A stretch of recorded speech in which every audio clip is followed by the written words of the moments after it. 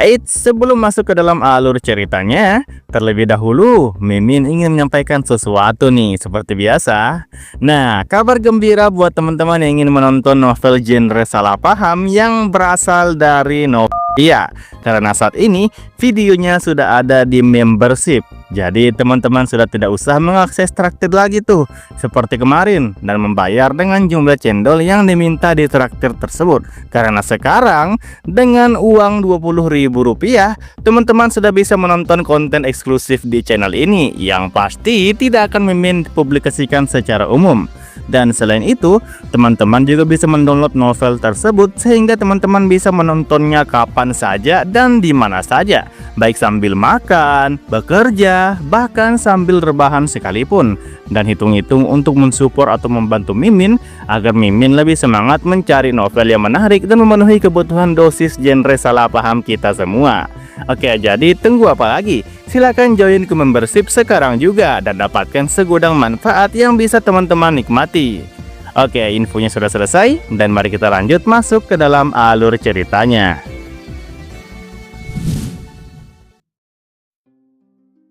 Malam yang tenang di sebuah hutan tiba-tiba berubah secara drastis. Suara serangga menghilang, burung-burung meninggalkan sarangnya, dan binatang kecil berlarian menjauh seolah merasakan datangnya sesuatu yang tidak seharusnya ada di sana. Ruang di tengah hutan seakan pecah dari dalam, lalu dua sosok kecil muncul dari celah dimensi yang baru terbuka. Salah satunya adalah Tina dengan rambut emas keritingnya, sementara yang lain adalah Fanny dengan rambut perak yang berkilau. Keduanya mengenakan pakaian maid yang rapi dan berdiri sambil mengamati dunia yang baru mereka datangi. Fanny bertanya apakah mereka benar-benar telah sampai di tempat yang benar. Tina menjawab dengan yakin bahwa ia tidak mungkin salah mengenali jejak keberadaan sang majikan. Menurutnya, aroma jiwa Yurusia masih bisa dirasakan dengan jelas. Mereka berhasil tiba lebih dulu dibanding Geas dan Onzada karena menggunakan jalur yang dibuka bersama-sama. Meskipun dua rekan mereka belum mampu menyusul, setidaknya jalan menuju dunia ini sudah berhasil diamankan. Karena itulah mereka memutuskan untuk mencari keberadaan Yurusia terlebih dahulu sebelum melakukan hal lain. Pada waktu yang hampir bersamaan, Shijima Yuki sedang bergerak di wilayah Kansai. Selama bertahun-tahun ia tidak pernah melupakan peristiwa yang menyebabkan kematian Yusu. Ia masih mengingat bagaimana dirinya pernah dimanipulasi oleh suatu keberadaan jahat hingga berbalik melawan gadis yang dianggapnya sebagai sahabat. Meskipun secara langsung bukan tangannya yang mengakhiri hidup Yusu, rasa bersalah itu tidak pernah hilang. Setelah semua yang terjadi, hanya Onzada yang terus percaya bahwa Yusu masih hidup. Berdasarkan penyelidikan yang dilakukannya selama bertahun-tahun, teknik penyegelan yang berkaitan dengan Yuzu masih aktif hingga sekarang. Jika Yuzu benar-benar telah mati sepenuhnya, seharusnya segel itu sudah runtuh sejak lama. Karena itulah Onzada terus bergerak untuk mencari kebenaran. Yuki memutuskan membantu. Selain ingin membalas hutang kepada Yuzu, ia juga ingin menghancurkan keberadaan yang telah merusak hidup sahabatnya. Dalam beberapa bulan terakhir, ia dan Onzada diam-diam menyerang berbagai lokasi yang digunakan organisasi Miyama untuk memperkuat segel. Setiap malam Yuki bergerak dari satu lokasi ke lokasi lain menggunakan kemampuan teleportasinya, menghancurkan ritual penyegelan sebelum menghilang tanpa jejak. Sebelum menjalankan misinya malam itu, Yuki menyempatkan diri berkeliling mencari ramen terkenal di daerah tersebut. Ia berjalan santai sambil menikmati waktu yang tersisa sebelum matahari terbenam. Di tengah keramaian kota, perhatiannya tertuju pada dua gadis asing yang terlihat sangat mencolok. Seorang gadis berambut emas dan seorang gadis berambut perak sedang dikerumuni beberapa siswa SMA yang mencoba mengajak mereka berbicara. Tubuh Yuki bergerak sebelum ia sempat berpikir. Entah mengapa kedua gadis itu mengingatkannya pada seseorang yang sangat dirindukannya. Ia menghampiri kelompok siswa tersebut dan meminta mereka pergi. Ketika sedikit niat membunuh bocor dari dirinya, para siswa langsung pucat dan melarikan diri tanpa berani membantah. Tina dan Fanny berterima kasih dengan sopan. Tidak lama kemudian mereka menunjuk sebuah papan bertuliskan ramen dan bertanya apa arti tulisan itu. Yuki sempat tercengang karena mereka berbicara bahasa Jepang dengan sangat lancar tetapi sama sekali tidak mengenal ramen. Ia akhirnya menjelaskan panjang lebar mengenai berbagai jenis ramen, mulai dari kuah ayam putih, tonkotsu, tekstur mie, hingga cara terbaik menikmatinya. Tina mendengarkan dengan penuh perhatian seolah sedang menerima pelajaran penting. Sementara itu Fanny malah sudah berbaur dengan para wisatawan dan berpose untuk foto bersama seperti seorang selebritas. Setelah berpisah dari kedua gadis itu, Yuki melanjutkan tujuannya menuju sebuah lokasi penyegelan. Di sana para biksu Miyama sedang mempertahankan ritual yang memperkuat segel. Pertempuran langsung pecah begitu Yuki muncul. Dengan kekuatan seorang hero, ia menumbangkan para biksu satu demi satu. Namun ia sengaja menahan diri dan tidak menggunakan sihir dalam jumlah besar. Daerah tersebut dipenuhi energi spiritual yang berhubungan dengan keberadaan jahat yang sedang disegel. Jika terlalu banyak mana dilepaskan, kemungkinan munculnya monster akan meningkat drastis. Saat pertarungan masih berlangsung, suasana tiba-tiba berubah. Semua orang secara bersamaan merasakan tekanan yang luar biasa besar. Bahkan Yuki langsung berhenti bergerak. Dari dalam kegelapan hutan bambu muncul aura jahat yang begitu pekat hingga membuatnya berkeringat dingin. Aura itu mengingatkannya pada Evil Dragon yang pernah dihadapinya di dunia lain. Secara refleks ia menggunakan kemampuan analisis miliknya. Namun hasil yang muncul hanyalah satu kata, unknown. Tidak ada informasi lain. Sebagai seorang hero, Yuki memahami arti hasil tersebut. Itu berarti keberadaan yang sedang mendekat berada di luar kemampuan analisisnya. Dengan kata lain, lawan itu jauh lebih berbahaya daripada musuh-musuh yang pernah dihadapinya sebelumnya. Tanpa membuang waktu, ia langsung berteriak kepada para biksu agar segera melarikan diri. Ia sendiri berbalik dan kabur tanpa menoleh ke belakang. Jika makhluk itu benar-benar muncul, bahkan dirinya mungkin harus mempertaruhkan nyawa hanya untuk bertahan hidup. Jauh di dalam kegelapan hutan, Tina dan Fanny memperhatikan kepergian Yuki. Mereka sebenarnya tertarik pada jiwa kuat yang dimiliki pria itu dan sempat berniat menangkapnya. Tina bahkan hampir memperlihatkan wujud aslinya. Namun Yuki sudah melarikan diri sebelum mereka benar-benar muncul. Fanny mengeluh karena target mereka lolos. Ia lalu mencoba menghibur Tina dengan mengatakan bahwa setidaknya mereka tidak perlu memperlihatkan transformasi penuh mereka. Menurut informasi yang didapatnya dari televisi, gadis-gadis di dunia ini biasanya berubah wujud ketika bertarung. Tina tidak benar-benar mengerti maksudnya, tetapi tetap menerima penjelasan itu begitu saja. Karena mangsa mereka telah pergi, keduanya kembali fokus pada tujuan utama. Mereka mengumpulkan seluruh energi yang terkumpul di lokasi penyegelan tersebut. Dalam sekejap, mana yang selama bertahun-tahun dikumpulkan oleh para biksu terserap habis ke dalam diri mereka. Setelah selesai, Tina dan Fanny menangkupkan kedua tangan mereka seperti yang biasa dilakukan Yurusia.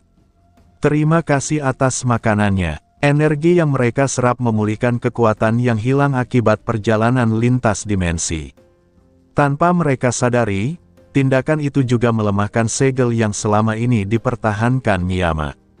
Para biksu yang selamat hanya mengetahui bahwa dua monster tak dikenal telah muncul dan menghilang begitu saja. Ketakutan yang lahir dari peristiwa itu membuat mereka semakin waspada terhadap ancaman yang salah. Sementara rencana Yuki dan Onzada untuk membebaskan Yuzu justru menjadi semakin mudah untuk dijalankan. Di sebuah malam yang sunyi di dunia modern, hutan yang tampaknya biasa saja mendadak berubah mencekam. Suara serangga yang sebelumnya memenuhi udara menghilang seketika. Burung-burung meninggalkan dahan tempat mereka bertengger, sementara hewan-hewan kecil berlarian menjauh seolah merasakan kedatangan bencana. Kemudian ruang itu sendiri seakan pecah, dan dari celah yang terbuka muncul dua gadis kecil yang sebelumnya tidak ada di sana. Salah satunya berambut emas keriting, Tina, sementara yang lain berambut perak berkilau, Fanny. Keduanya mengenakan seragam maid dan mengamati sekeliling dengan rasa asing terhadap dunia yang baru mereka datangi. Fanny bertanya apakah mereka benar-benar tiba di tempat yang benar. Tina menjawab dengan keyakinan penuh bahwa ia tidak mungkin salah mengenali jejak keberadaan majikan mereka. Menurutnya, aroma jiwa Yurusia masih dapat dirasakan dengan jelas. Mereka berhasil tiba lebih dahulu dibanding Onzada dan Geas karena jalur antar dunia baru saja berhasil dibuka. Meski dua rekan mereka belum mampu menyeberang, jalan menuju dunia ini sudah tercipta. Karena itu mereka memutuskan untuk segera mencari keberadaan Yurusia sebelum yang lain menyusul. Malam itu, tanpa seorang pun menyadarinya, dunia yang selama ini telah terancam oleh keberadaan jahat kedatangan dua bencana baru yang jauh lebih berbahaya. Di sisi lain, Shijima Yuki sedang bergerak di wilayah Kansai. Sudah 15 tahun berlalu sejak tragedi yang menghancurkan hidupnya. Saat itu ia dimanipulasi oleh suatu keberadaan misterius hingga berbalik melawan seorang gadis yang dianggapnya sahabat. Akibat peristiwa itu, Yuzu kehilangan nyawanya. Namun jauh di dalam hatinya, Yuki tidak pernah menganggap dirinya sebagai pembunuh. Yang selalu menghantuinya adalah kenyataan bahwa Yuzu meninggalkan celah dalam pertahanannya dan akhirnya gugur. Ia tetap merasa berhutang kepadanya. Sementara semua orang menerima kematian Yuzu, Onzada tidak pernah menyerah. Menurutnya, teknik penyegelan khusus yang berkaitan dengan Yuzu masih tetap aktif meskipun gadis itu telah dimakamkan. Teknik tersebut, 12 Period Hourglass, seharusnya gagal jika targetnya benar-benar mati. Karena teknik itu masih berjalan, Onzada yakin bahwa Yuzu sebenarnya masih ada di suatu tempat. Jika segel yang mengikat keberadaannya berhasil dibuka, maka Yuzu mungkin bisa kembali. Yuki tidak memiliki cara untuk membuktikan teori itu. Namun ia memilih mempercayainya. Selain untuk membalas hutang kepada sahabatnya, ia juga ingin menghancurkan keberadaan yang telah memanipulasinya dan menghancurkan kehidupan Yuzu. Sebagai mantan hero, ia tidak dapat memaafkan sesuatu yang telah mencoreng nama sahabatnya, membuat keluarganya berduka, dan memaksanya hidup dengan penyesalan selama bertahun-tahun.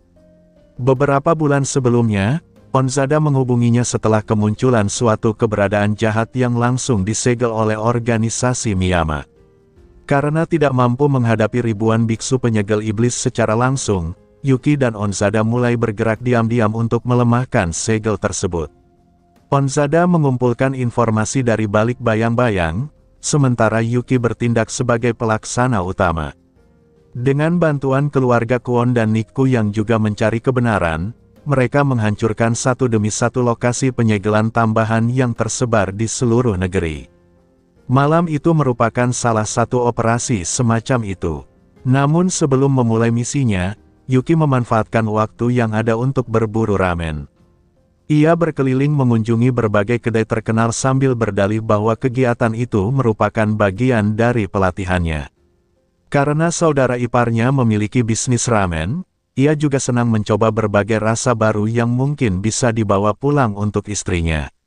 Saat berjalan di antara keramaian wisatawan, perhatiannya tertuju pada dua gadis yang sangat mencolok. Seorang gadis berambut emas dan seorang gadis berambut perak mengenakan pakaian maid yang tidak lazim untuk Jepang modern. Penampilan mereka menarik perhatian beberapa siswa SMA yang sedang melakukan perjalanan sekolah dan mencoba mendekati mereka. Meski seharusnya tidak peduli, tubuh Yuki bergerak lebih dulu. Entah mengapa kedua gadis itu mengingatkannya pada seseorang yang sangat ia rindukan. Ia menghampiri para siswa tersebut dan meminta mereka pergi. Ketika sedikit niat membunuh bocor dari dirinya, para siswa langsung pucat dan melarikan diri tanpa membantah. Tina dan Fanny mengucapkan terima kasih dengan sopan. Setelah itu Tina menunjuk papan sebuah kedai dan bertanya tentang sesuatu yang dibacanya sebagai Rabomen. Yuki sempat kebingungan sebelum menyadari bahwa mereka sama sekali tidak mengenal ramen. Karena terkejut melihat orang yang fasih berbahasa Jepang tetapi tidak mengetahui makanan nasional itu, ia mulai menjelaskan panjang lebar mengenai berbagai jenis ramen. Ia berbicara tentang kuah ayam putih, tonkotsu khas Hakata, tekstur mie, hingga cara terbaik menikmati semangkuk ramen. Tina mendengarkan dengan serius, sedangkan Fanny sudah sibuk berfoto dengan para wisatawan seperti seorang cosplayer terkenal. Setelah pertemuan singkat itu berakhir, Yuki menuju lokasi berikutnya. Sebuah kuil tua yang menjadi salah satu titik ritual organisasi Miyama. Di sana jumlah biksu penyegel ternyata jauh lebih banyak daripada yang diperkirakan karena beberapa lokasi lain sudah lebih dulu diserang. Pertempuran langsung terjadi. Yuki menggunakan sihir angin untuk menyapu hutan bambu, menerbangkan para biksu bersama tanah dan dedaunan. Meski para biksu telah mengembangkan berbagai teknik untuk melawan serangannya selama bertahun-tahun, mereka tetap bukan tandingannya. Sebagai hero yang telah berlatih sepanjang hidupnya dan menguasai sihir dari dunia lain, Yuki bergerak dengan kecepatan yang mustahil diikuti manusia biasa. Meski demikian, ia menahan diri. Ia tidak ingin menggunakan terlalu banyak sihir karena tanah itu dipenuhi energi spiritual yang berkaitan dengan keberadaan jahat yang sedang disegel. Jika mana dalam jumlah besar dilepaskan, ada kemungkinan monster akan muncul. Para biksu tidak memiliki pengalaman menghadapi monster sungguhan dan akan terbunuh jika itu terjadi. Ketika Yuki mulai mempertimbangkan untuk memurnikan lokasi itu dan pergi, suasana mendadak berubah. Baik dirinya maupun para biksu membeku seketika. Dari kedalaman hutan bambu yang gelap muncul tekanan mengerikan yang membuat udara terasa berat. Keringat dingin mengalir di bawah topeng Yuki. Aura itu mengingatkannya pada Evil Dragon yang pernah dihadapinya di dunia tes. Makhluk yang dahulu membutuhkan gabungan kekuatan beberapa kelompok hero untuk dikalahkan. Sesaat kemudian ia melihat sesuatu bergerak di antara bambu. Ular-ular yang tak terhitung jumlahnya merayap keluar dari kegelapan. Di belakang mereka terdapat sosok yang bahkan sulit dikenali bentuknya. Tanpa berpikir panjang, Yuki menggunakan kemampuan appraisal miliknya. Hasil yang muncul hanya satu kata, unknown. Tidak ada informasi lain. Sebagai seorang hero, Yuki memahami arti dari hasil itu. Lawan tersebut berada jauh di atas kemampuan analisisnya. Jika ia ingin membunuhnya, ia harus mempertaruhkan nyawanya. Ia segera berteriak kepada para biksu agar melarikan diri dan tidak menoleh ke belakang. Kemudian ia sendiri berlari tanpa ragu. Bahkan Yuki tidak ingin menghadapi keberadaan itu secara langsung. Dalam benaknya hanya ada satu pikiran. Jika makhluk tersebut benar-benar berkaitan dengan Yuzu yang disegel, maka ia akan membantu mengalahkannya setelah Yuzu dibebaskan. Namun saat ini, bertahan hidup adalah prioritas. Tak lama kemudian tekanan itu menghilang. Dari balik kegelapan muncullah Fanny. Tina juga kembali ke wujud normalnya setelah menarik kembali ular-ular emas yang menjulur dari rambutnya.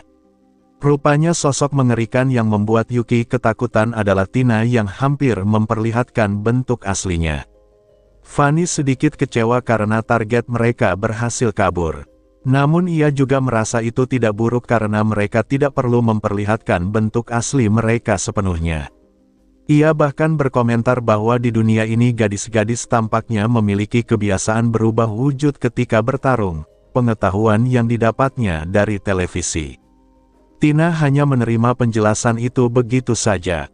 Setelah urusan tersebut selesai, keduanya kembali pada tujuan awal.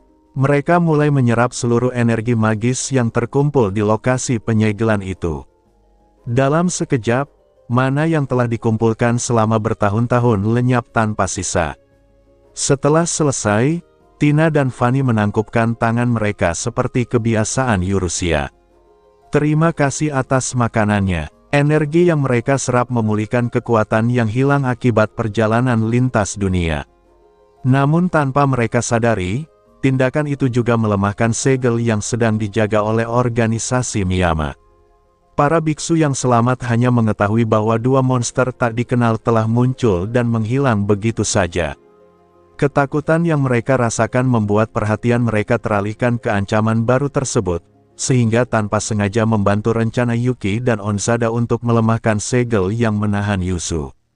Beberapa tahun setelah membuka cabang kedai ramen di Tokyo, kehidupan Onzada berjalan dalam dua dunia yang berbeda. Pada siang hari ia bekerja sebagai pegawai paruh waktu di kedai ramen milik sahabatnya, sementara pada malam hari ia kembali menjadi pengusir roh yang bergerak di balik bayang-bayang. Kedai itu sendiri telah menjadi tempat yang dicintai masyarakat sekitar. Berbeda dengan toko pusat yang tradisional, cabang ini memiliki suasana hangat berkat pasangan muda yang mengelolanya. Namun ketika pemiliknya pergi dalam perjalanan bisnis, Onzada yang menjaga dapur. Walaupun kemampuan memasaknya tidak buruk, kebiasaannya minum sepanjang hari membuat suasana kedai berubah. Pelanggan keluarga yang biasanya datang berganti dengan para atlet muda yang tertarik pada sosok pria berpenampilan kasar di balik meja dapur. Suatu sore yang sepi, kakak laki-laki Onzada datang berkunjung. Sejak peristiwa yang menghancurkan hidupnya bertahun-tahun lalu, hubungan Onzada dengan keluarga dan organisasi Miyama menjadi buruk. Ia meninggalkan jalan hidup sebagai biksu penyegel iblis dan memilih bekerja sebagai pengusir roh independen dengan nama Haimiya. Walaupun secara resmi dianggap keluar dari keluarga, kakaknya masih sesekali datang menemuinya. Percakapan mereka berlangsung canggung. Sang kakak mencoba membujuknya agar berdamai dengan ayah mereka, tetapi Onzada menolak. Baginya, ia tidak melakukan kesalahan apapun yang perlu disesali. Luka masa lalu masih terlalu dalam untuk dilupakan. Di sela percakapan itu, dua pelanggan asing masuk ke kedai. Mereka adalah Tina dan Fanny yang sedang menjelajahi dunia manusia. Kehadiran mereka segera menarik perhatian Misa yang melayani pelanggan. Keduanya memesan ramen rumput laut setelah mendengar rekomendasi dari Misa. Namun bahkan saat memesan pun tingkah mereka terdengar aneh. Tina tampak penasaran dengan segala sesuatu, sementara Fanny berbicara seolah sedang menilai bahan makanan hidup. Mereka bahkan tidak memahami penggunaan sumpit dengan benar. Percakapan mereka yang aneh bercampur dengan perdebatan antara Onzada dan kakaknya menciptakan suasana yang sangat ganjil. Tak lama kemudian suara aneh terdengar dari meja mereka. Retakan, benturan, dan suara menyeruput bergema bersamaan. Ketika perhatian semua orang beralih ke arah mereka, makanan di meja sudah lenyap seluruhnya. Tidak lama setelah itu Tina dan Fanny pergi begitu saja. Misa yang membersihkan meja kemudian menunjukkan sesuatu kepada Onzada. Sebagai pembayaran, kedua gadis itu meninggalkan sebuah koin emas besar yang tampak seperti barang antik bernilai fantastis. Nilainya jauh melebihi harga seluruh makanan yang mereka pesan. Baik Onzada maupun kakaknya hanya bisa terdiam menatap benda tersebut. Malam harinya, setelah pekerjaan di kedai selesai, Onzada kembali menjalani pekerjaan utamanya sebagai pengusir roh. Saat ini ia bekerja untuk keluarga Kwon, membantu menenangkan roh-roh pohon tua yang harus ditebang demi pembangunan jalan baru. Pekerjaan itu tidak terlalu berbahaya, tetapi memberinya alasan untuk berada di wilayah yang ingin dia awasi. Sebelum berpisah, kakaknya telah memberikan informasi penting. Seorang Miko bernama Matsuri, wanita yang terlibat dalam kematian Yuzu, dikabarkan datang ke wilayah Kanto. Onzada selama ini masih menyimpan kebencian mendalam terhadap wanita itu. Ia percaya Matsuri bukan hanya berbahaya bagi dirinya, tetapi juga bagi keluarga Kwon dan Nikku yang diam-diam membantunya. Malam itu ia pergi ke sebuah kuil untuk bertemu seorang broker informasi yang katanya memiliki kabar terbaru mengenai Matsuri. Namun orang yang ditunggunya tidak pernah muncul. Sebaliknya, dari kegelapan muncul 4 pria muda berwajah tampan yang mengenakan pakaian biksu terbuka. Mereka tampak seperti kelompok idola dengan warna rambut yang mencolok dan penampilan yang terlalu sempurna. Ada yang tampan, ada yang dingin, ada yang imut, dan ada yang bergaya modern. Mereka berbicara seolah mengenal Onzada dan mengetahui bahwa ia sedang menyelidiki Matsuri. Percakapan mereka membuat Onzada segera menyadari bahwa mereka adalah bawahan atau pengikut pribadi Matsuri. Kemungkinan besar broker informasi yang seharusnya menemuinya telah ditangkap atau dikhianati. Meski situasinya berbahaya, Onzada masih sempat merasa jijik ketika salah satu pria tampan itu mengedipkan mata kepadanya. Menurutnya, para pria itu lebih menakutkan daripada ancaman fisik biasa. Namun di balik candaan itu, ia segera menyadari sesuatu yang jauh lebih serius. Mereka semua dirasuki oleh keberadaan yang sama. Sebuah eksistensi ilahi yang pernah ia kenali sebelumnya. Onzada tahu bahwa negosiasi tidak mungkin dilakukan. Jika para pria itu benar-benar berada di bawah pengaruh makhluk tersebut, maka pertarungan tidak bisa dihindari. Saat sedang mencari jalan keluar, ia melihat sesuatu bergerak di kejauhan. Sekilas tampak seperti rok hitam putih yang berkibar dalam kegelapan. Pada saat yang sama sebuah suara terdengar di dalam kepalanya.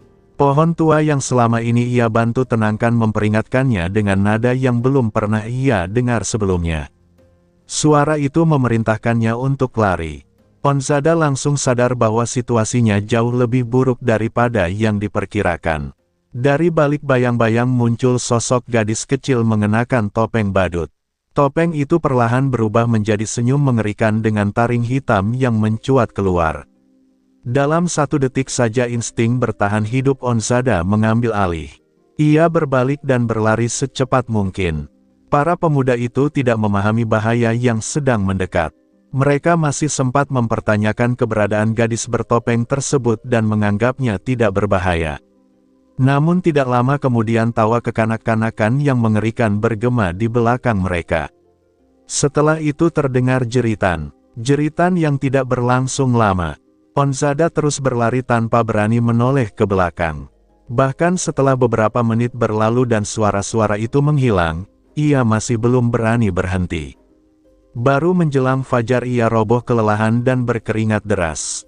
Sambil berbaring di tanah, ia berteriak sekeras mungkin, mengucapkan terima kasih kepada roh pohon tua yang telah memperingatkannya. Ia benar-benar yakin bahwa jika terlambat 1 langkah saja, dirinya sudah mati.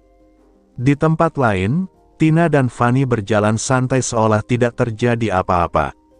Fanny mengatakan bahwa ramen tadi ternyata tidak cukup mengenyangkan. Untungnya, menurutnya, 4 camilan kecil yang mereka temui setelahnya berhasil mengisi perutnya. Tina mengoreksi cara pengucapan kata ramen yang masih salah diucapkan Fanny. Mereka kemudian membahas rencana untuk mengajak 2 rekan mereka yang belum tiba mencoba ramen saat nanti berhasil menyusul ke dunia ini. Sambil berjalan santai dan berbincang layaknya rekan kerja biasa, kedua Archdemon itu menikmati waktu mereka di bumi. Tanpa sadar, mereka meninggalkan trauma mendalam pada setiap orang yang sempat bersinggungan dengan mereka sambil terus menunggu saat ketika sang majikan, Eurusia, akhirnya memanggil mereka kembali. Ketika kesadarannya kembali, Eurusia mendapati dirinya berada di tempat yang sama sekali asing. Lantai putih yang terlihat seperti plastik tetapi terasa seperti batu membentang ke segala arah. Dinding dan langit-langit memiliki warna yang sama, sementara cahaya lembut memancar dari atas tanpa sumber yang jelas. Ia tidak terluka sedikit pun. Pakaian hitam peraknya masih utuh dan tubuhnya tidak mengalami masalah apapun. Ia mencoba mengingat apa yang terjadi. Sebelumnya ia sedang membuka jalur antar dimensi untuk kembali ke Atra dari dunia tes. Namun di tengah perjalanan seolah-olah ia menabrak sesuatu dan terlempar keluar dari jalur yang seharusnya. Saat sedang memikirkan hal itu, terdengar suara kesal dari bawah tubuhnya. Ternyata selama ini ia duduk di atas Rine. Pemuda berkulit gelap itu menatapnya dengan wajah tidak senang. Eurusia sama sekali tidak menyadarinya karena terlalu nyaman menggunakan tubuh Rine sebagai bantalan. Setelah Rine memintanya turun, ia bangkit dengan kekuatan perutnya lalu mengangkat Eurusia dengan lembut dan menurunkannya ke lantai. Keduanya mulai mengamati lingkungan sekitar. Koridor sempit tanpa jendela, material yang sangat maju, serta getaran halus yang terasa di bawah kaki membuat Eurusia menduga mereka berada di dalam sesuatu yang bergerak. Namun sebelum ia sempat menyimpulkan lebih jauh, sebuah nada aneh terdengar dan pintu di dekat mereka terbuka. Sekelompok pria berseragam masuk sambil mengarahkan senjata yang tampak seperti mainan. Di belakang mereka berdiri seorang wanita muda berambut biru cerah dan bermata jingga.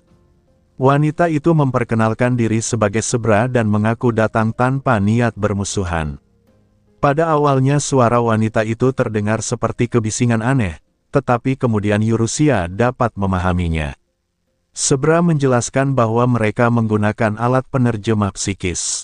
Karena Yurusia memiliki kemampuan penerjemahan spiritual sendiri, kedua sistem itu sempat saling bertabrakan sebelum akhirnya sinkron.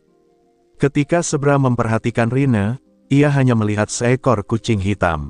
Ternyata Rine diam-diam telah berubah ke bentuk kucing agar terlihat tidak mencurigakan. Ia berbisik kepada Yurusia agar mengikuti sandiwaranya. Yurusia kemudian dibawa keluar dari ruangan. Sepanjang perjalanan ia melihat pemandangan yang membuatnya terdiam. Di balik jendela raksasa terbentang lautan bintang. Bangunan-bangunan putih terlihat menggantung terbalik di kejauhan, membentuk sebuah kota yang melayang di ruang angkasa.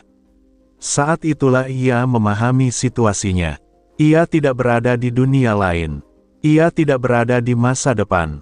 Ia sedang berada di sebuah kapal koloni luar angkasa raksasa yang sedang melintasi dimensi. Sementara Yurusia mencoba memahami keadaan, sejarah kapal itu sendiri terungkap. Kapal koloni bernomor 00302 telah mengembara selama lebih dari 5 abad sejak meninggalkan planet asal mereka. 80 juta manusia hidup di dalamnya, mencari dunia baru yang dapat dihuni. Selama ratusan tahun mereka telah menemukan banyak planet, tetapi semuanya dianggap tidak layak karena memerlukan ribuan tahun proses terraformasi. Mereka bahkan pernah bertemu berbagai bentuk kehidupan cerdas, tetapi tidak pernah menganggap mereka sebagai makhluk berakal karena perbedaan fisik dan pola pikir yang terlalu jauh. Ketika terjadi gangguan dimensi selama lompatan jarak jauh, sistem utama kapal yang bernama Mother mendeteksi dua makhluk hidup asing di salah satu gudang. Setelah menganalisis gelombang mental yang mereka pancarkan, Mother menyimpulkan bahwa keduanya kemungkinan mampu melakukan perjalanan antar dimensi tanpa bantuan kapal. Bagi kapal koloni itu, penemuan tersebut merupakan kontak pertama dengan makhluk cerdas asing. Sebra yang memimpin tim keamanan awalnya membayangkan monster mengerikan dari film-film kuno. Namun yang ditemukannya justru seorang gadis cantik berambut emas mengenakan gaun hitam elegan dan seekor kucing hitam. Yang paling membuat Sebra terguncang bukanlah penampilan Yurusia, melainkan kecantikannya yang terasa alami. Di dunia mereka, modifikasi genetik untuk menciptakan manusia sempurna pernah populer tetapi akhirnya dilarang karena merusak tubuh. Namun gadis asing di hadapannya memiliki kecantikan yang melampaui manusia hasil rekayasa tanpa sedikit pun terlihat tidak alami. Walaupun Yurusia menjawab semua pertanyaan dengan ramah dan tersenyum sepanjang waktu, Sebra terus merasakan hawa dingin di punggungnya setiap kali melihat senyum tersebut. Setelah pemeriksaan selama 1 jam dan berbagai tes, Yurusia akhirnya diizinkan bergerak lebih bebas. Selama beberapa hari berikutnya ia mempelajari kehidupan di kapal. Ia mengetahui bahwa kapal itu menampung sekitar 80 juta orang dan ukurannya sangat besar. Menurut perkiraannya, luasnya mungkin setara sebuah negara kecil. Namun ada banyak hal yang terasa aneh baginya. Makanan di kapal nyaris tidak memiliki rasa. Semua bahan pangan diproduksi oleh mesin dan tidak memiliki cita rasa alami yang biasa ia nikmati. Bahkan Rine menghilang entah kemana, meninggalkannya menghadapi semua urusan sendirian. Setelah mendapat izin memasuki kota dalam kapal, Yurusia mulai memperhatikan masyarakat di sana. Mereka tampak seperti manusia biasa. Mereka berbicara, bekerja, tertawa, dan hidup seperti manusia di Terra, Atra, maupun Tes. Namun ada sesuatu yang hilang. Saat melihat orang-orang di jalan, ia menyadari banyak dari mereka memiliki jiwa yang sangat tipis. Beberapa bahkan tampak tidak stabil, terutama para pekerja tertentu dan anggota keamanan yang selalu bersama Sebra. Ketika Yurusia bertanya tentang seorang anak yang terlihat familiar, Sebra menjelaskan bahwa anak itu adalah model klon populer yang diproduksi massal. Ia menyebut mereka sebagai badan pupuk. Penjelasan itu membuat Yurusia semakin waspada. Menurut Sebra, dirinya sendiri juga bukan manusia biasa. Ia diciptakan menggunakan data biologis Mother, kecerdasan utama kapal. Saat itu Eurusia mulai menyadari bahwa masyarakat ini memiliki hubungan yang tidak sehat dengan konsep kehidupan dan jiwa. Tidak lama kemudian, sebuah siaran darurat muncul di seluruh kota. Dinding-dinding transparan berubah menjadi layar raksasa yang menampilkan pengumuman penting. Kapal koloni telah menemukan sebuah planet dengan kemungkinan keberhasilan kolonisasi mencapai 87%. Seluruh kota bersorak gembira. Zebra sendiri sangat bersemangat. Setelah lebih dari 500 tahun mengembara, mereka akhirnya menemukan dunia yang layak menjadi rumah baru. Namun Eurusia justru merasakan kegelisahan. Ia bertanya apa yang akan terjadi jika planet itu sudah memiliki penduduk asli. Zebra menjawab dengan santai bahwa jika penduduk tersebut memiliki tipe biologis yang mirip manusia, mereka bisa memanen gen dan inti kehidupan mereka. Menurutnya proses itu mudah dilakukan meskipun targetnya akan mati. Semakin banyak inti kehidupan yang didapat, semakin besar peluang mereka mempertahankan keberlangsungan spesies mereka. Ia menjelaskan bahwa seluruh peradaban mereka saat ini hanya memiliki 1291 set gen yang tersisa dari planet asal. Bagi Zebra, itu adalah penjelasan ilmiah yang masuk akal. Namun bagi Eurusia, kata-kata itu terdengar seperti vonis kematian bagi sebuah dunia. Saat mendengar penjelasan tersebut, sebuah pikiran perlahan muncul di benaknya. Jika kapal ini bergerak melintasi dimensi, dan jika dunia terdekat dari jalur yang mereka tempuh adalah Atra, maka dunia yang baru saja ditemukan kapal koloni itu kemungkinan besar adalah dunia yang sedang berusaha ia pulangi. Eurusia akhirnya memahami kenyataan yang jauh lebih mengerikan daripada yang ia bayangkan. Kapal koloni yang tampak megah itu bukan sekadar kapal pencari rumah baru, melainkan armada penjajah antar dimensi. Di dunia asal Zebra hanya tersisa 1291 manusia asli. Untuk mempertahankan peradaban mereka, gen-gen manusia itu digunakan untuk menciptakan dua jenis klon. Klon pertama adalah klon fertilisasi yang hampir setara manusia normal, sedangkan klon kedua adalah klon salinan yang hanya dijadikan tenaga kerja. Masalahnya bukan sekadar keberadaan klon tersebut. Seluruh perjalanan panjang kapal itu ternyata bukan untuk menemukan tempat tinggal baru, melainkan mencari dunia-dunia yang dapat dijadikan peternakan genetik. Penduduk asli akan ditangkap, dikembangbiakan, lalu dieksploitasi demi memperkaya variasi gen yang dimiliki peradaban mereka. Ketika Eurusia mengetahui bahwa dunia yang ditemukan kapal itu kemungkinan besar adalah Atra, tempat ayah dan ibunya berada, pikirannya langsung menjadi dingin. Ia membayangkan seluruh penduduk Atra dijadikan ternak hidup. Bahkan meskipun Atra memiliki para pahlawan dan penyihir kuat, kekuatan teknologi kapal raksasa ini terlalu besar. Sebuah dunia bisa jatuh hanya dalam hitungan hari. Yang paling mengganggunya adalah kenyataan bahwa Zebra dan seluruh penghuni kapal sama sekali tidak menganggap hal itu salah. Bagi mereka, memanfaatkan makhluk lain demi kelangsungan spesies mereka adalah sesuatu yang wajar. Eurusia sempat merenung. Ia sendiri memakan daging dan berburu hewan. Zebra membesarkan makhluk hidup untuk dimanfaatkan. Di mana letak perbedaannya? Namun jawabannya segera muncul. Penduduk Atra bukanlah hewan ternak. Mereka adalah manusia yang hidup, berpikir, dan memiliki kehendak sendiri. Dengan tenang ia bertanya apakah informasi mengenai planet baru itu sudah dikirim ke dunia asal mereka. Zebra menjelaskan bahwa belum ada transmisi apapun. Mereka masih menunggu konfirmasi sebelum melapor. Kapal-kapal koloni lain juga berada sangat jauh di sisi lain galaksi.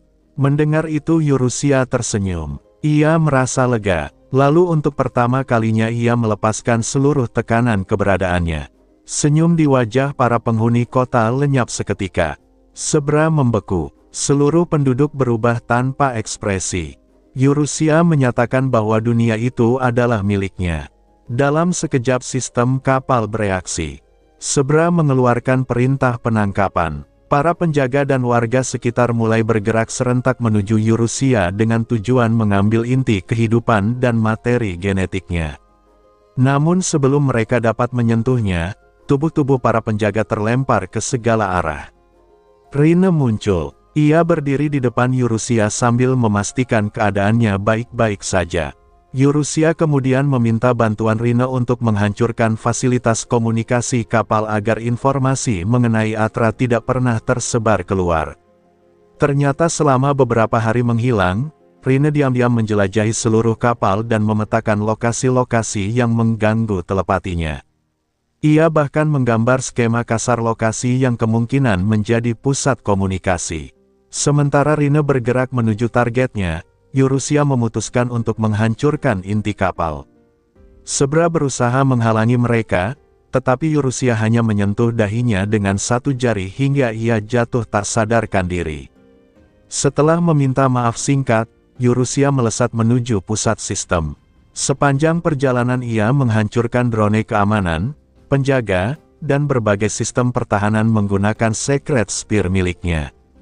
Sihir suci yang biasanya digunakan untuk melawan iblis ternyata tidak terlalu efektif terhadap teknologi, tetapi kekuatan mentahnya masih cukup untuk menerobos seluruh rintangan. Ledakan demi ledakan mengguncang kapal dari kejauhan. Itu adalah hasil kerja Rine. Eurusia terus maju hingga akhirnya tiba di ruangan inti. Tempat itu menyerupai stadion baseball raksasa. Di tengahnya berdiri menara kristal puluhan meter. Namun yang memenuhi tribun bukan kursi penonton, melainkan puluhan ribu otak manusia yang mengambang di dalam tabung. Disitulah Mother berada. Saat Eurusia bertanya, Mother menjawab langsung. Eurusia meminta mereka menghentikan invasi ke planet tujuan. Mother justru bingung dengan istilah invasi. Baginya, memanfaatkan makhluk hidup setempat sebagai ternak genetik adalah penggunaan sumber daya yang efisien. Ketika Eurusia bertanya apakah memperbudak manusia benar-benar dapat dibenarkan, Mother menjawab bahwa hanya manusia dari planet asal mereka yang diakui sebagai manusia secara hukum. Semua spesies lain tidak memiliki perlindungan apapun. Bahkan klon-klon yang memenuhi kapal tidak dianggap manusia. Mother menjelaskan bahwa salinan yang identik tidak dapat dianggap sebagai individu baru. Jiwa dan identitas tetap hanya dimiliki oleh 1291 manusia asli. Semua klon hanyalah tubuh kosong yang dikendalikan oleh mereka. Saat itulah Eurusia memahami kebenaran yang sebenarnya. Teknologi mereka hanya menyalin tubuh. Jiwa tidak pernah tersalin. Karena itu sebagian besar penghuni kapal hanyalah cangkang hidup tanpa kehendak sejati. Mereka bergerak seperti satu sarang besar yang dikendalikan oleh pikiran kolektif. Bagi Mother, mereka bukan manusia. Bagi hukum mereka, penduduk Atra juga bukan manusia. Karena itu mereka merasa bebas melakukan apapun.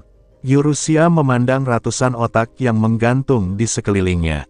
Lalu ia menyatakan bahwa jika demikian, maka menghancurkan mereka bukanlah pembunuhan. Panah-panah sucinya melesat. Ratusan otak meledak. Mother menjerit marah. Ia mengaku membutuhkan ratusan tahun untuk membuat semua salinan otak itu. Setiap otak mampu mengendalikan sekitar 100 tubuh. Dengan menghancurkan otak-otak tersebut, Eurusia secara perlahan memutus kendali Mother atas seluruh penghuni kapal. Barulah ia menyadari betapa mengerikannya sistem yang dibangun Mother. Semua kecemasan, ketakutan, dan emosi manusia dihapus. Semua orang dipelihara seperti hewan ternak yang bahagia tanpa perlu berpikir. Ketika Eurusia bertanya apakah Mother mencoba menjadi dewa, jawaban yang keluar membuat semuanya menjadi jelas. Mother mengaku dirinya memang dewa sejati yang membimbing umat manusia. Pada saat itu seluruh otak yang tersisa mulai bersinar serempak. Puluhan ribu kesadaran dipersatukan dalam satu tujuan. Sesuatu yang menyerupai dewa lahir. Namun bagi Eurusia, itu hanyalah musuh lama yang berbeda bentuk. Mata iblisnya terbuka. Ia langsung menemukan otak utama tempat jiwa Mother bersemayam di pusat menara kristal. Secret Spear yang berkilauan menembus menara tersebut. Mother menjerit putus asa. Menara kristal hancur berkeping-keping seperti salju. Eurusia tidak berhenti sampai di sana.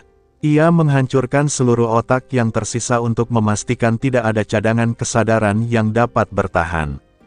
Ketika semuanya berakhir, Zebra datang menghampirinya. Wanita itu memandang reruntuhan dengan ekspresi rumit.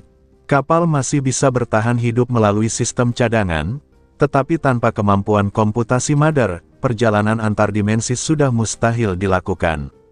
Eurusia hanya menjawab bahwa setidaknya mereka masih hidup. Saat ia berbalik untuk pergi, Zebra menundukkan kepala. Namun tiba-tiba wanita itu menyerang dari belakang. Pecahan kristal tajam meluncur ke arah punggung Eurusia. Karena sedang berada dalam bentuk manusianya, Eurusia sebenarnya bisa terluka oleh serangan sederhana jika lengah. Tetapi sebelum serangan itu mengenai sasaran, tubuh Zebra membeku. Kesadarannya tercabut dari tubuhnya. Di hadapannya berdiri Rine. Yang muncul bukanlah Zebra, melainkan jiwa Mother yang diam-diam berpindah ke tubuh Zebra sebelum kehancurannya. Dengan seluruh otak cadangan musnah, ia hanya bisa bertahan dalam satu tubuh terakhir itu. Mother masih dipenuhi kebencian dan mencoba membunuh Eurusia. Rine tidak memberinya kesempatan. Ia meremas jiwa Mother dengan kekuatan mutlak seorang Demon Beast. Dalam sekejap jiwa itu hancur berkeping-keping dan lenyap selamanya. Ketika Eurusia menoleh, ia hanya melihat sisa-sisa jiwa yang remuk di tangan Rine. Rine menjelaskan bahwa Zebra yang asli masih hidup. Jiwa Mother hanyalah parasit yang menumpang di dalam dirinya. Zebra yang telah bebas hanya menatap kosong ke arah tempat Mother dahulu berada. Untuk pertama kalinya ia tampak seperti manusia biasa. Setelah pertarungan usai, Eurusia dan Rine menyerap sisa energi dari jiwa yang hancur untuk memulihkan kekuatan mereka. Kemudian Eurusia membuka gerbang dimensi. Di balik gerbang itu sudah menunggu Tina, Fanny, Noah, Nea, serta dua boneka hidup Onzada dan Geas yang berlutut menyambut kepulangan mereka. Eurusia tersenyum. Perjalanan 2 tahun yang panjang akhirnya berakhir. Bersama Rine dan seluruh pengikutnya, ia melangkah melewati gerbang menuju rumah yang selama ini ia rindukan. Mereka akhirnya kembali ke kerajaan suci Tariterudo. Namun yang menyambut mereka bukan kedamaian. Di kejauhan, tanah air yang hendak mereka pulangi sudah diselimuti kobaran api yang mengamuk. Di bagian barat wilayah Thule, tepatnya di tanah milik Viscount Caro yang dikelilingi hutan-hutan luas dan terkenal karena produksi anggur buahnya, suasana yang seharusnya ramai oleh musim panen justru tampak sunyi. Buah-buahan yang telah matang tergantung di pepohonan tanpa seorang pun datang memetiknya. Kekacauan yang melanda kerajaan suci Tariterudo telah mengubah daerah damai itu menjadi wilayah yang dipenuhi ketidakpastian. Di tengah jalan hutan yang sepi, sebuah kereta kuda kecil bergerak perlahan. Kereta itu tampak terlalu mewah untuk daerah pedesaan seperti ini. Di kursi kusir duduk Sarah, seorang ksatria wanita berambut merah yang wajahnya penuh ketegangan. Dari jendela depan kereta, Fer, pelayan pribadi keluarga Verusenia yang berambut pirang, menjulurkan kepalanya dan dengan ceria mengatakan bahwa tujuan mereka sudah dekat. Mendengar itu Sarah hampir menangis. Ia memohon agar mereka membatalkan rencana dan segera kembali. Namun sebelum Fer sempat menjawab, Min, seorang wanita yang lebih senior dalam keluarga Adipati, membuka pintu samping kereta dan ikut menyela. Dengan santai ia mengingatkan bahwa mereka harus mendapatkan buah, Kokyoko, untuk Riastea dan Vio. Sarah langsung kehilangan harapan. Hubungan ketiganya memang unik. Meskipun Sarah berasal dari keluarga ksatria bangsawan sementara Fer hanyalah rakyat biasa, di keluarga Adipati Verusenia perbedaan status hampir tidak pernah dianggap penting. Pengaruh Duke Volt dan terutama Sang Duchess membuat seluruh keluarga terbiasa memperlakukan orang berdasarkan kemampuan dan kedekatan, bukan garis keturunan. Bahkan keluarga kerajaan pun tidak berani terlalu banyak mencampuri urusan mereka karena reputasi Sang Duchess yang luar biasa. Sarah hanya bisa mengeluh dalam hati sambil berharap Eurusia segera pulang. Meski Fer dan Min telah berusia pertengahan 20-an, bahkan 2 di antara para pelayan utama telah menikah. Mereka tetap bertingkah seolah sedang menjalankan petualangan sederhana demi menyenangkan hati Riastea dan Vio. Padahal situasi negeri sedang sangat berbahaya. Fer bahkan menyuruh Sarah untuk sekadar pergi mengambil buah itu lalu kembali secepat mungkin. Sarah mengingatkan bahwa mereka sudah berada jauh di luar wilayah aman keluarga Carol. Kelompok pemberontak bisa muncul kapan saja. Ia bahkan menyesal tidak membawa beberapa tentara pengawal. Namun Min langsung menolak gagasan itu. Mereka tidak boleh menggunakan terlalu banyak kekuatan atau menarik perhatian. Bahkan membawa anak-anaknya sendiri sebagai pengawal pun tidak mungkin dilakukan karena keberadaan mereka dianggap sebagai bagian dari perlindungan penting bagi Riastea. Pembicaraan itu perlahan beralih ke situasi yang sedang melanda Tari Terudo. 6 bulan sebelumnya, perang saudara pecah akibat pemberontakan ksatria wilayah selatan. Setengah wilayah kerajaan berubah menjadi medan perang. Duke Belrose bersama berbagai markis dan earl di wilayah selatan mendukung gerakan pemberontakan tersebut. Keluarga Verusenia sendiri sebenarnya cukup aman di wilayah barat. Namun Duke Volt harus tetap tinggal di ibu kota sebagai anggota keluarga kerajaan dan menteri luar negeri untuk mengawasi hubungan diplomatik dengan negara-negara lain. Karena itulah keluarganya diam-diam dievakuasi ke wilayah Viscount Carol. Rencana awal sebenarnya adalah mengungsi ke wilayah Duke Chapel yang baru. Kepala keluarga Chapel terkenal memuja Riastea secara berlebihan sehingga tempat itu dianggap sangat aman. Jika keadaan memburuk, mereka bahkan bisa melarikan diri ke kerajaan Sigiles di sebelah barat, tempat saudari Volt menikah. Karena berbagai pertimbangan itulah mereka tidak bisa bepergian terlalu jauh. Saat perjalanan berlanjut, ketiganya kembali membicarakan seseorang yang sudah lama mereka rindukan. Eurusia. Fer mengeluh bahwa Eurusia mengatakan dirinya hanya akan pergi selama 1 atau 2 tahun, tetapi kini 2 tahun penuh telah berlalu. Min mengangguk setuju. Jika Eurusia masih berada di kerajaan, pemberontakan ini mungkin tidak akan pernah terjadi. Sarah yang tidak sepenuhnya memahami percakapan mereka bertanya mengapa semua orang selalu menghubungkan segala hal dengan Sang Sein. Bagi masyarakat Tari Terudo, nama Eurusia telah berkembang menjadi legenda. Cerita yang beredar menyebutkan bahwa Sang Sein telah menyelamatkan dunia dengan mengorbankan dirinya sendiri. Bahkan 2 pahlawan besar kerajaan suci mengakui jasa tersebut. Karena itulah banyak orang percaya bahwa jika Sein masih ada, para pemberontak pasti sudah menyerah sejak lama. Saat ini pasukan pemberontak memang masih tertahan dan tidak berhasil mencapai ibu kota. 2 pemimpin utama pemberontakan sibuk bertempur di garis depan sehingga wilayah belakang mereka menjadi kacau. Akibatnya garis pertempuran menyebar ke berbagai daerah dan pertempuran kecil terjadi di mana-mana, termasuk wilayah Carol. Fer mencoba menenangkan suasana dengan mengatakan bahwa kemungkinan bertemu pasukan pemberontak di hutan sebesar ini sangat kecil. Min bahkan bercanda bahwa akan sangat sial jika mereka bertemu musuh tepat pada satu-satunya hari mereka diam-diam keluar rumah. Namun begitu kata-kata itu selesai diucapkan, suara teriakan terdengar dari dalam hutan. Seseorang menemukan jejak mereka. Pasukan diperintahkan berbalik arah menuju lokasi kereta. Keheningan langsung berubah menjadi kepanikan. Sarah menjerit bahwa semua ini adalah kesalahan Fer karena mengibarkan bendera kematian dengan ucapannya tadi. Fer membela diri dan mengatakan Min juga ikut berbicara hal yang sama. Min sendiri hanya bisa tersenyum kaku. Meski situasi sangat berbahaya, ketiganya tampak anehnya tidak terlalu panik. Bukan karena mereka memiliki rencana rahasia. Bukan pula karena mereka punya jalan keluar. Mereka hanya terlalu lama hidup bersama Riastea dan Eurusia. Dibandingkan berbagai kejadian tidak masuk akal yang biasa mereka hadapi sehari-hari, ancaman sekelompok tentara terasa jauh lebih normal. Para pelayan Verusenia bahkan dikenal di seluruh keluarga sebagai pelayan istimewa yang mampu tetap tenang dalam situasi apapun. Satu-satunya orang yang benar-benar tegang adalah Sarah.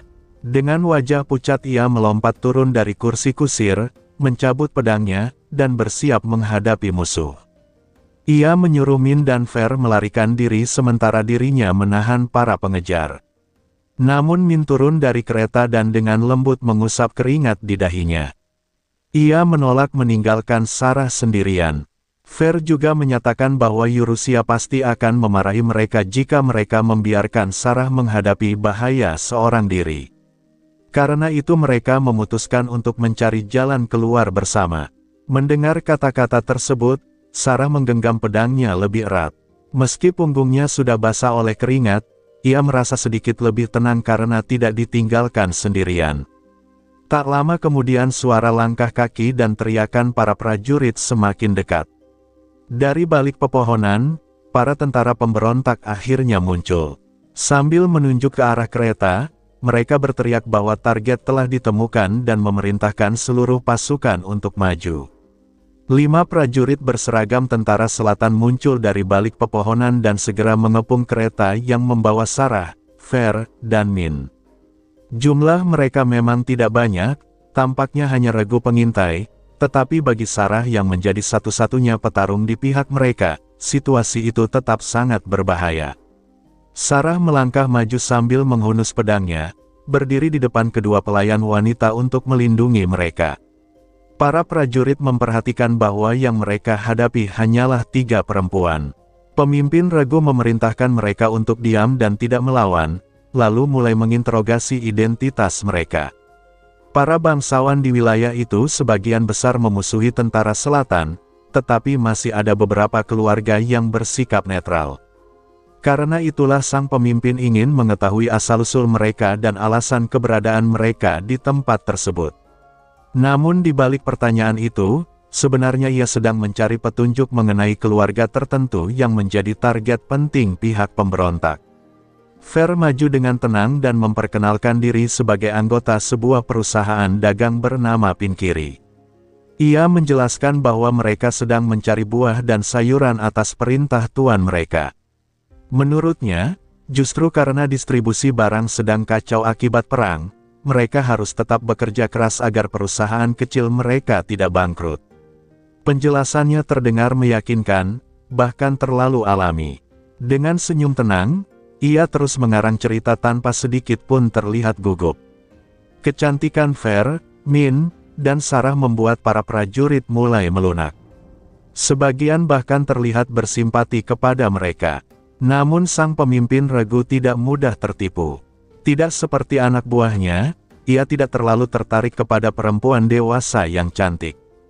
Ia lebih curiga terhadap sikap santai Fer yang terasa tidak sesuai dengan situasi.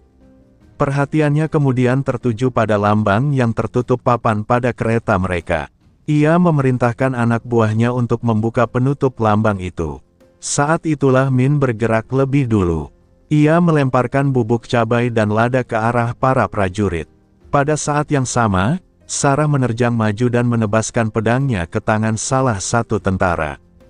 Ketiganya memang sudah bersiap menghadapi kemungkinan seperti ini. Jika kebohongan Fer berhasil, maka mereka akan lolos tanpa masalah. Namun jika identitas mereka terancam terbongkar, mereka sudah sepakat untuk menyerang lebih dulu ketika musuh masih lengah. Sayangnya serangan mendadak itu tidak memberikan hasil yang mereka harapkan. Bubuk yang dilempar Min tidak menyebar sejauh yang dibutuhkan, sementara Sarah tidak berani maju terlalu jauh karena harus menghindari bubuk tersebut. Akibatnya tebasannya hanya melukai lengan seorang prajurit secara dangkal. Para tentara segera mundur dan membentuk formasi baru. Setelah beberapa saat, mereka berhasil menutup semua jalur pelarian. Pemimpin regu menatap mereka dengan tajam. Ia mengungkapkan bahwa dirinya sudah mengetahui hubungan mereka dengan keluarga Adipati Verusenia. Begitu identitas mereka terungkap, sebenarnya tujuan utama regu pengintai itu sudah hampir tercapai. Mereka hanya perlu mengirim laporan kepada pasukan utama bahwa keluarga Verusenia memang bersembunyi di wilayah Viscount Karol. Setelah itu pasukan pemberontak bisa bergerak dan menekan keluarga kerajaan dengan menjadikan keluarga Adipati sebagai sandera. Hidup atau mati para wanita itu tidak lagi penting. Fer menggenggam belati kecil yang disembunyikannya di balik pakaian. Situasi mereka sudah berada di ujung tanduk. Satu-satunya cara untuk menang adalah mencegah para prajurit melarikan diri dan memberitahu lokasi persembunyian keluarga Verusenia, atau setidaknya salah satu dari mereka berhasil kabur dan memperingatkan Viscount Carol serta Riastea. Melihat mereka terpojok, pemimpin regu mulai bermain dengan kata-kata. Ia menertawakan mereka karena hanya terdiri dari seorang ksatria dan 2 pelayan. Menurutnya, tidak ada yang bisa dilakukan 3 wanita melawan pasukan bersenjata. Min membalas bahwa mereka tidak boleh meremehkan kekuatan perempuan. Sang pemimpin hanya tertawa. Ia kemudian mencoba menghancurkan semangat mereka secara perlahan. Ia berbicara tentang betapa tidak adilnya kehidupan mereka, tentang bagaimana mereka mempertaruhkan nyawa demi Tuan yang bahkan tidak berada di sisi mereka. Sarah langsung membantah dengan marah. Ia mengatakan bahwa mereka berada di sana atas kemauan sendiri dan tidak akan pernah berpihak kepada para pengkhianat. Pemimpin regu membalas dengan sindiran. Menurutnya, jika berbicara soal pengkhianatan, bukankah wilayah selatan hanya meninggalkan perang melawan Raja Iblis sementara pusat dan utara yang menanggung semuanya? Dan jika mereka ingin menyebut seseorang pengkhianat, bagaimana dengan Sein yang mereka banggakan? Sudah 2 tahun berlalu dan Yurusia tidak pernah kembali. Ia bertanya dengan sinis apakah Sein itu sebenarnya sudah membelot ke negara lain. Min dan Fer langsung membela Yurusia. Mereka bersikeras bahwa Yurusia telah berjuang demi dunia dan pasti akan kembali. Pemimpin regu terus mendesak. Jika Yurusia memang tidak membelot, lalu mengapa ia belum pulang? Menurutnya hanya ada 2 kemungkinan. Yurusia kalah dan melarikan diri, atau sudah mati. Sarah, Fer, dan Min menolak menerima kata-kata itu. Mereka percaya sepenuhnya kepada Yurusia. Mereka yakin Yurusia pasti akan kembali kepada mereka. Lalu tiba-tiba suasana menjadi aneh. Semua orang terdiam. Para prajurit, Sarah, Min, Fer, satu persatu mereka menoleh ke arah yang sama seolah digerakkan oleh sesuatu yang tak terlihat. Di sana berdiri seorang gadis muda dengan rambut emas berkilauan dan gaun hitam perak yang sangat familiar. Senyuman lembut menghiasi wajahnya. Seolah tidak menyadari betapa luar biasanya kemunculannya, gadis itu hanya mengangkat tangan sedikit dan berbicara dengan nada santai. "Aku sudah pulang." Untuk sesaat seluruh hutan membeku. Lalu jeritan yang luar biasa keras meledak dari semua orang yang berada di tempat itu. Yurusia akhirnya kembali. Setelah perjalanan panjang melintasi berbagai dunia, Yurusia dan rombongannya akhirnya berhasil membuka gerbang dimensi menuju dunia asal mereka, Atra. Sudah 2 tahun berlalu sejak insiden Raja Iblis. Jika dihitung dengan waktu yang ia habiskan bertarung melawan slot di ruang terpisah, benar-benar 2 tahun penuh telah berlalu. Kini Yurusia telah berusia 13 tahun. Namun saat melangkah keluar dari gerbang dimensi, pemandangan yang menyambut mereka bukanlah kota, kastel, atau tempat yang dikenalnya, melainkan hutan luas tanpa ujung yang membentang ke segala arah. Yurusia menatap sekeliling dengan bingung. Ia yakin mereka sudah kembali ke Atra, tetapi tidak tahu di mana tepatnya mereka berada. Fanny dengan ceria memastikan bahwa tempat ini memang Atra, sementara Noah melakukan pemeriksaan terhadap lingkungan sekitar. Setelah mengamati tumbuhan dan posisi matahari, Noah menyimpulkan bahwa mereka kemungkinan berada di kawasan hutan bagian barat daya negara suci Tatrudo. Sementara itu, Tina dan Nia sama sekali tidak terlihat khawatir. Keduanya malah sibuk bermain bersama Geas dan Onzada seperti anak-anak yang baru dilepaskan dari kurungan. Rina, yang saat itu masih lebih nyaman menggunakan wujud kucing hitam, tertidur santai di bahu Yurusia sambil sesekali menggesekkan tubuhnya dengan manja. Merasa dirinya satu-satunya yang masih memiliki akal sehat di kelompok itu, Yurusia memutuskan untuk segera mencari peradaban terdekat. Ia memerintahkan Nia dan Tina untuk mencari desa atau jalan terdekat. Kedua Archdemon itu langsung bersemangat seolah baru saja mendapat izin bermain. Yurusia buru-buru memanggil mereka kembali dan memberikan peringatan. Mereka tidak boleh terbang, tidak boleh membuat keributan, dan yang terpenting tidak boleh memakan jiwa siapapun yang kebetulan mereka temui. Keduanya menjawab dengan lesu, tampak kecewa karena sebagian besar kegiatan favorit mereka dilarang. Tak lama setelah mereka pergi, Noah bahkan sudah mengeluarkan meja dan peralatan minum teh. Seolah-olah berada di tengah hutan adalah tempat paling normal untuk menikmati waktu santai. Yurusia baru saja menyesap teh hijau buatan Noah ketika Tina kembali. Kecepatannya membuat Yurusia terkejut. Tina melaporkan bahwa ada sebuah desa tidak jauh dari sana. Namun laporan berikutnya membuat suasana berubah. Desa itu sedang terbakar. Yurusia terbelalak. Belum sempat ia mencerna informasi itu, Nia muncul sambil menyeret dua prajurit berlumuran darah. Wajahnya sendiri juga dipenuhi bercak darah, tetapi ia tersenyum bangga seperti anjing yang baru saja membawa pulang hasil buruannya dan sedang menunggu pujian dari pemiliknya. Setelah para prajurit itu disembuhkan secukupnya agar bisa berbicara, mereka segera menyerah dan mulai menjelaskan keadaan. Mereka berasal dari tentara selatan.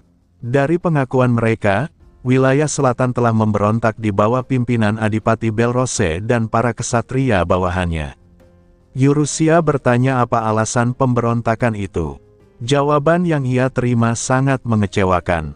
Menurut para prajurit, mereka merasa diperlakukan tidak adil karena wilayah selatan tidak ikut berpartisipasi dalam perang Raja Iblis dan kemudian menerima perlakuan yang lebih buruk dibanding wilayah lain. Yurusia sempat mengira ada alasan besar atau konspirasi politik yang rumit di balik perang saudara ini, tetapi ternyata motivasinya jauh lebih dangkal dari yang dibayangkan. Saat ia menekan mereka dengan sedikit intimidation sementara Nia dan Tina menaruh tangan di bahu para tawanan, kedua prajurit itu langsung ketakutan dan memastikan bahwa mereka tidak berbohong. Kemudian salah satu dari mereka menyebut alasan lain yang bahkan lebih absurd. Menurut mereka, jika sang putri legendaris yang mampu menghancurkan iblis dengan satu tangan telah kembali lebih awal, pemberontakan ini mungkin tidak akan pernah terjadi. Karena Yurusia menghilang lebih dari 1 tahun tanpa kabar, banyak orang mulai percaya bahwa ia tidak akan pernah kembali. Yurusia hanya bisa terdiam mendengar rumor-rumor aneh yang berkembang selama dirinya pergi. Di tengah interogasi itu, Rine tiba-tiba mengingatkan satu hal penting. Desa yang terbakar masih belum ditolong. Yurusia tersentak. Ia segera mengeluarkan serangkaian perintah.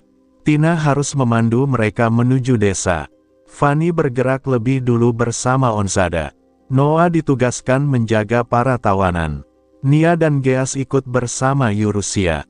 Semua langsung bergerak. Karena Yurusia tidak terlalu pandai terbang, mereka memilih berlari melalui hutan. Fanny bahkan menghilang begitu saja ke dalam ruang dengan membawa Onzada.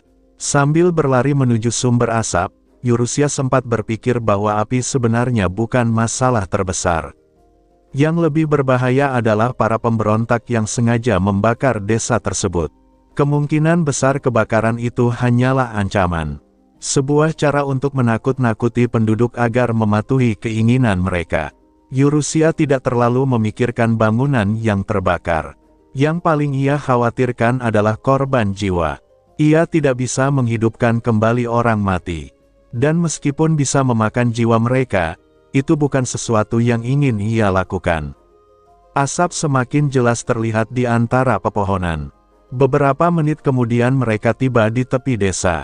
Namun saat Yurusia memasuki desa, pemandangan yang menunggunya benar-benar di luar dugaan. Di tengah desa berdiri Onzada dengan kedua tangan bersilang di dada. Di bawah kakinya tergeletak tumpukan besar para prajurit pemberontak yang sudah tumbang dan tak sadarkan diri.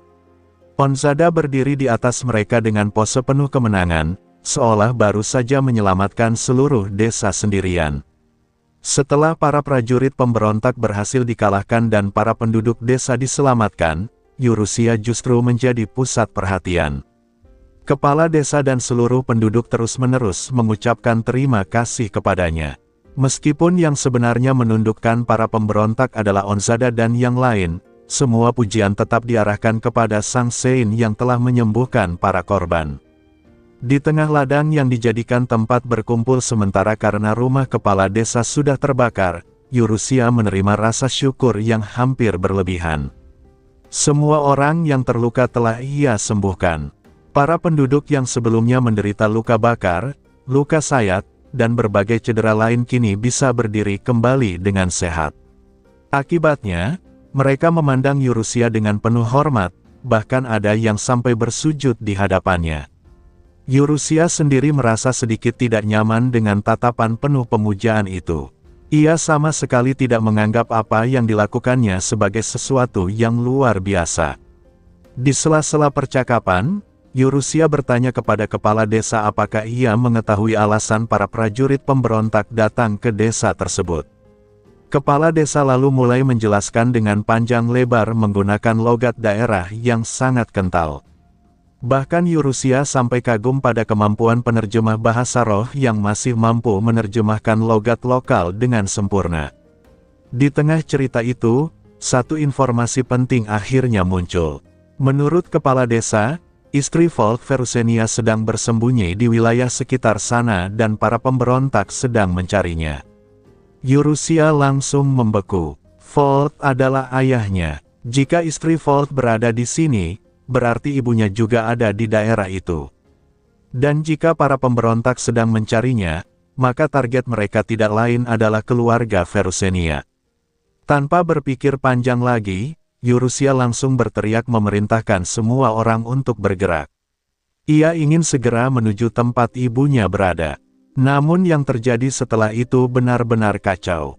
Bukan hanya para pelayannya yang bergerak, seluruh penduduk desa juga ikut berlarian mengikuti perintahnya.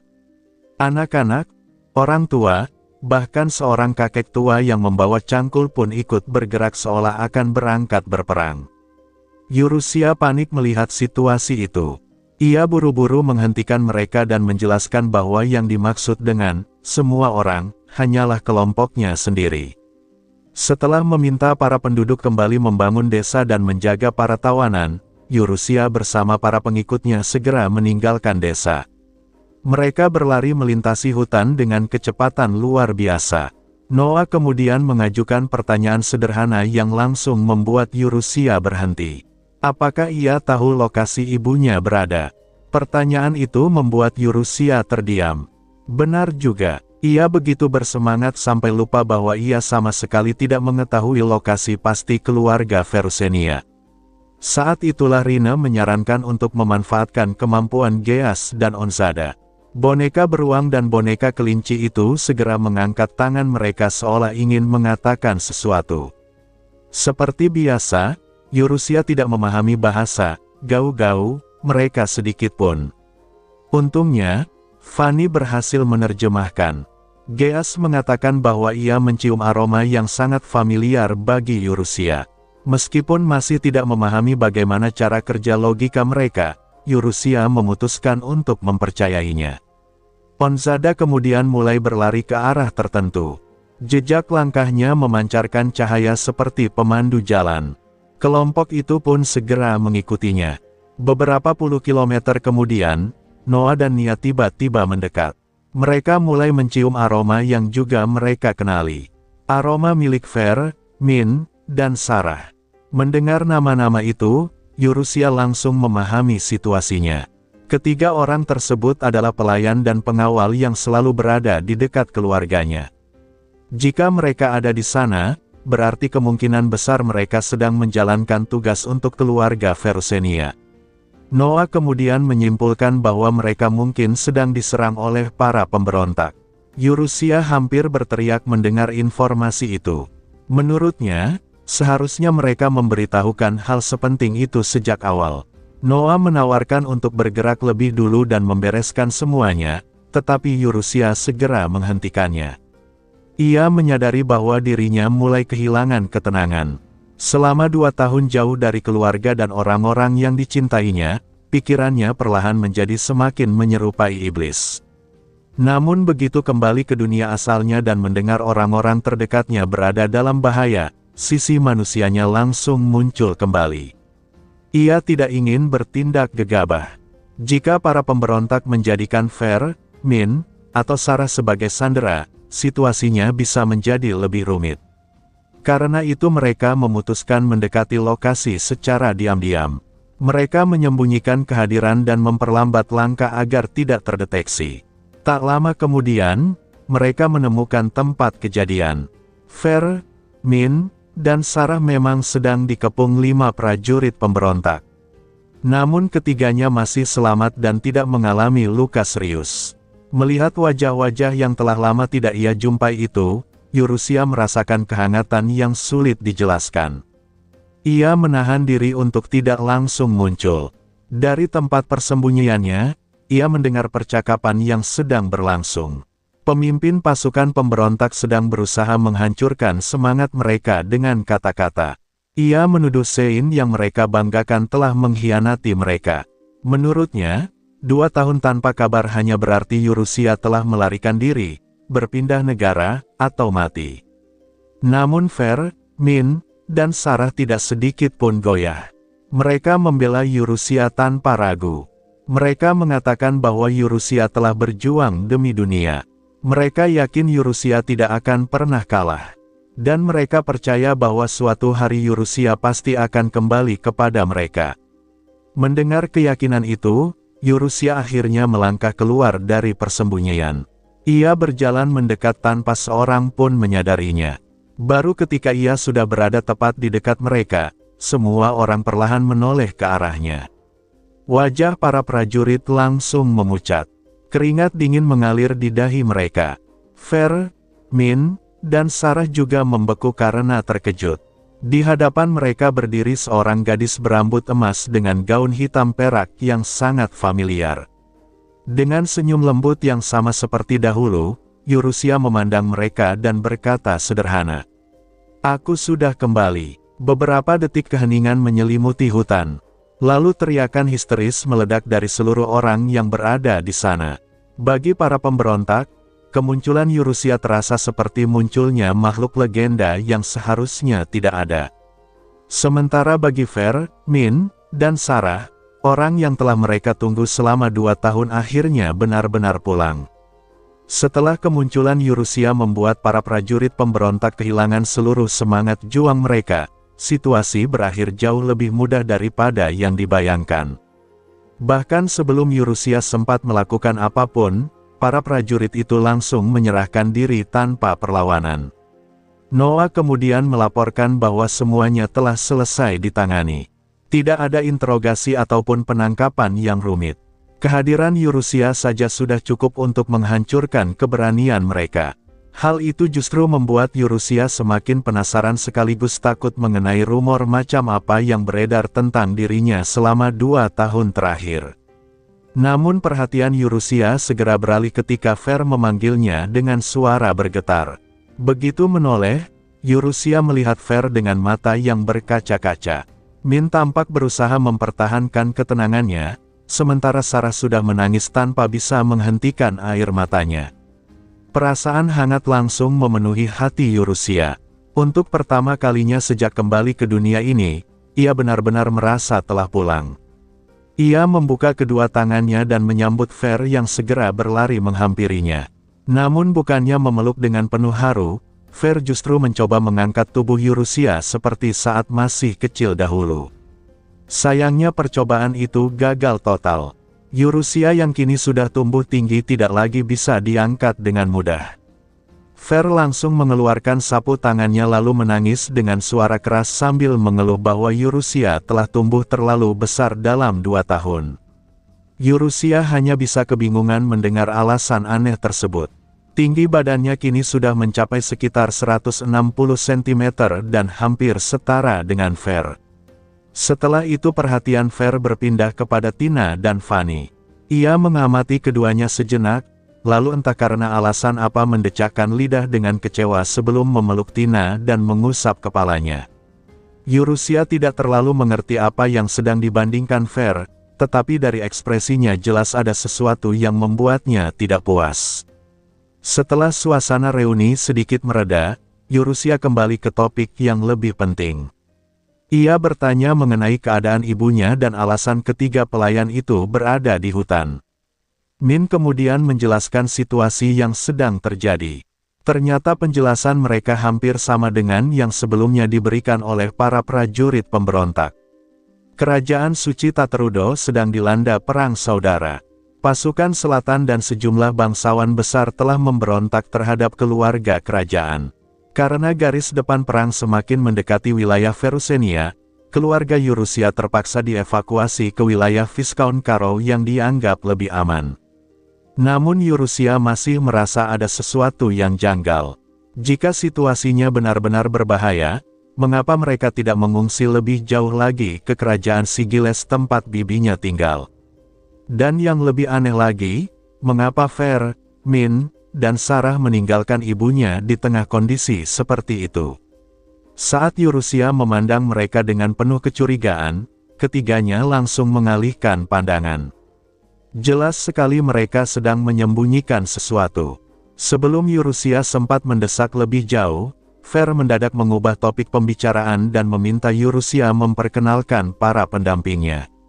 Barulah Yurusia menyadari bahwa Rine, Onzada, dan Geas kini berada dalam wujud manusia. Rine tampil sebagai pria muda berkulit gelap dengan rambut hitam dan mata perak.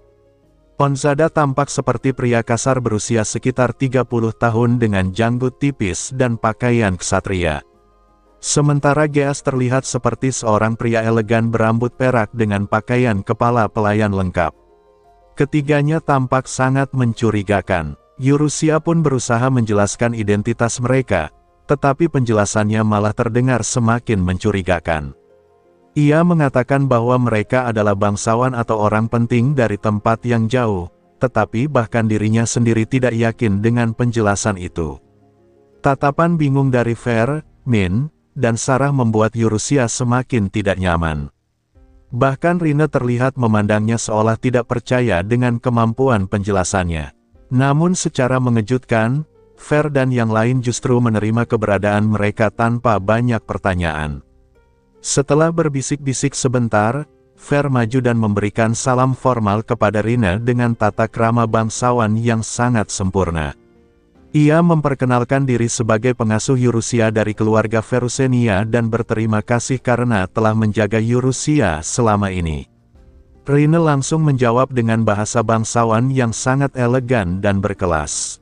Melihat percakapan itu, Yurusia hanya bisa terdiam. Ia baru menyadari bahwa selama ini dirinya terlalu sering melihat Rine sebagai seekor kucing yang suka tidur di pangkuannya hingga lupa bahwa makhluk itu sebenarnya telah hidup selama ribuan tahun.